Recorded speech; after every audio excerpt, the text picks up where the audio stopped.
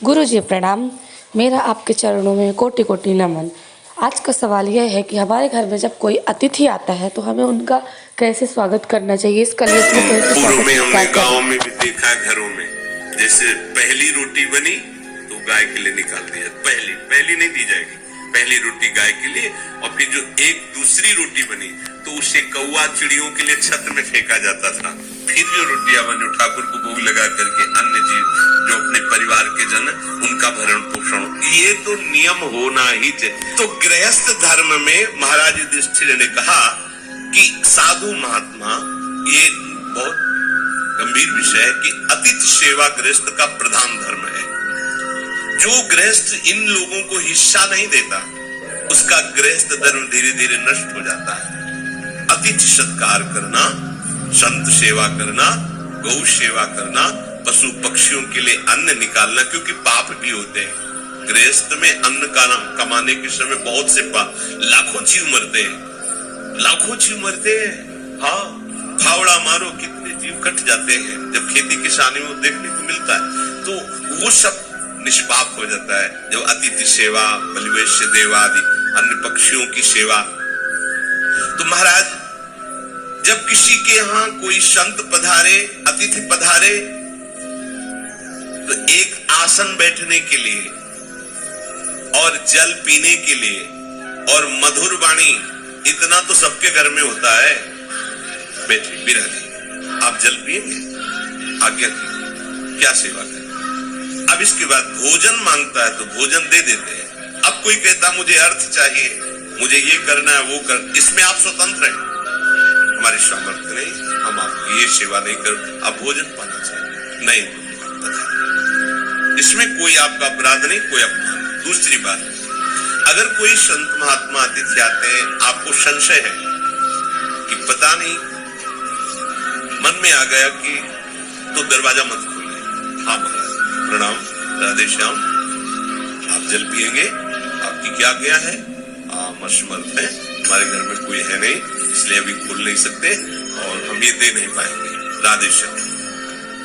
दबकाने की, अनादर करने की, या आप अंदर हैं ना बोलने की, ऐसी आपके दरवाजे पे आए, हाँ राधे राधे, कैसे आगमन हुआ, हमें ये चाहिए, नहीं हम आपको 2 रोटी दे सकते हैं, वो भी बाहर से दे सकते हैं क्योंकि हमारे घर में कोई है नहीं। ऐसा साफ बिल्कुल पवित्र व्यवहार होना चाहिए, पर अतिथि का अपमान नहीं करना चाहिए।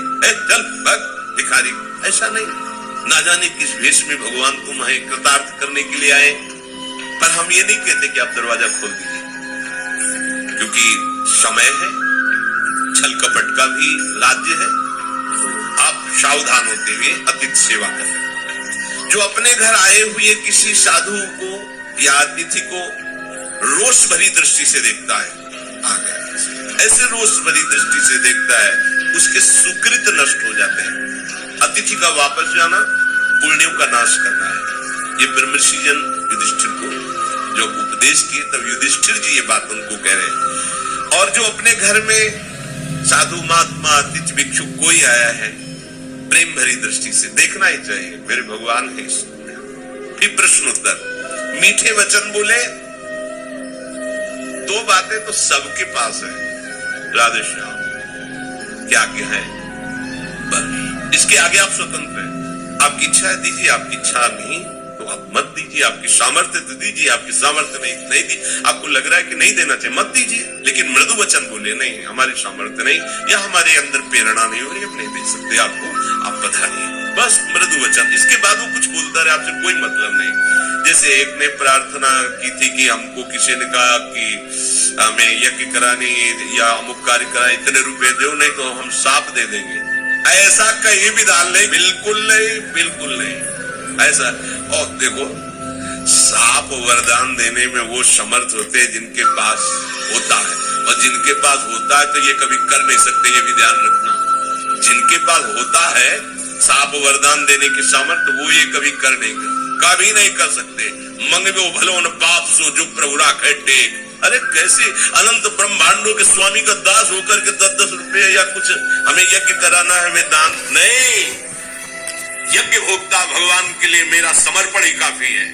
मन बुद्धि अगर आपको हमारी वीडियो अच्छी लगे तो प्लीज़ लाइक शेयर सब्सक्राइब करिए और हम आपका एक लाइक